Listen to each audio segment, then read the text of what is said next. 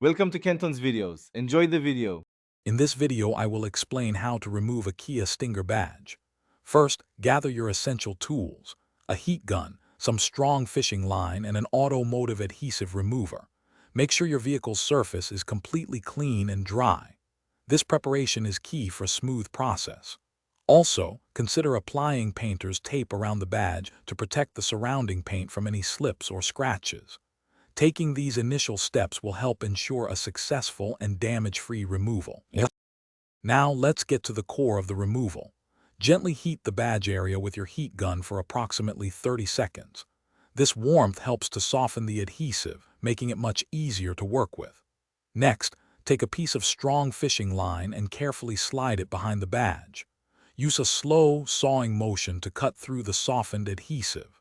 Work steadily across the entire length of the badge, reheating as necessary to avoid any paint damage. After the badge is off, you will likely have some adhesive residue left behind.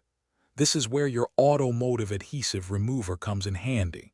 Apply a generous amount directly to the sticky areas and let it soak for a few minutes. This allows the product to effectively break down the adhesive. Then, using a clean, soft microfiber cloth, gently rub the area until all the residue is completely gone. Remember to be patient and avoid any harsh scrubbing. For the final touches, thoroughly clean the entire area with a mild car wash soap and plenty of water.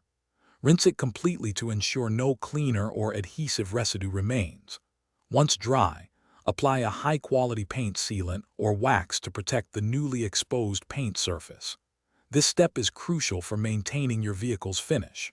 Finally, inspect the area closely under good lighting to ensure you haven't missed any small spots or imperfections. Your Stinger is now badge-free.